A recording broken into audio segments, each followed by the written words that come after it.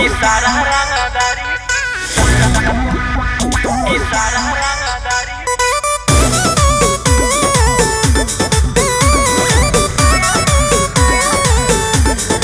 Vicky Vox.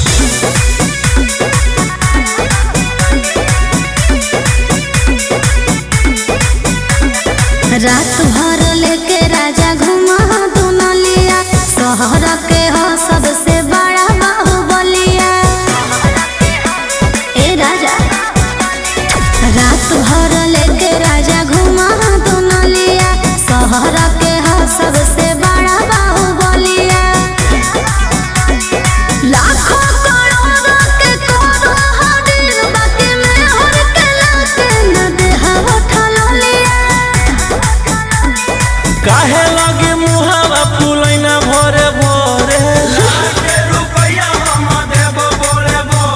इशारा रंगदारी के कमाई हको तोरे इशारा रंगदारी के कमाई हको तोरे सारा रंगदारी के कमाई हको तोरे इशारा रंगदारी के कमाई हको तोरे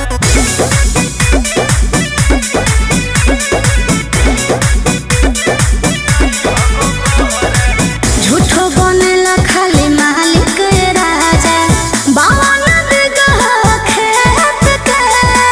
सारा सोनार के सोना हो तोरे रहो चाहे जौना रे टके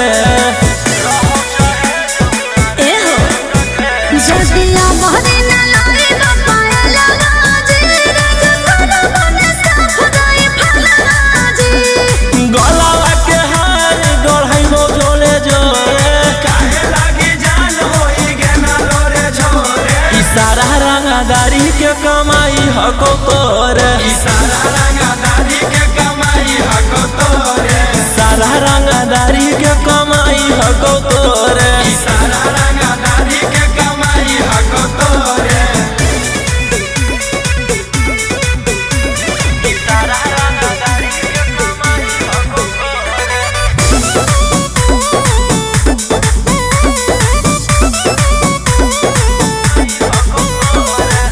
काहे लाया ऐसन करह काला काम, जब पूरा न कैला रमान जे।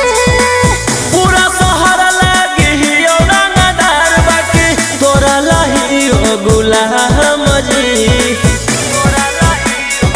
ए जी जल्दी शौख ना पूरे राजा रोशन रहिया, तो हमरो से ना एगो मारा गोलिया। बोलिया में काहे मेरा चाही लगना घोरे मुहावा से एकदम आग लगना छोरे इशारा रंगदारी के कमाई हको तोरे इशारा रंगदारी के कमाई हको तोरे सारा रंगदारी के कमाई हको तोरे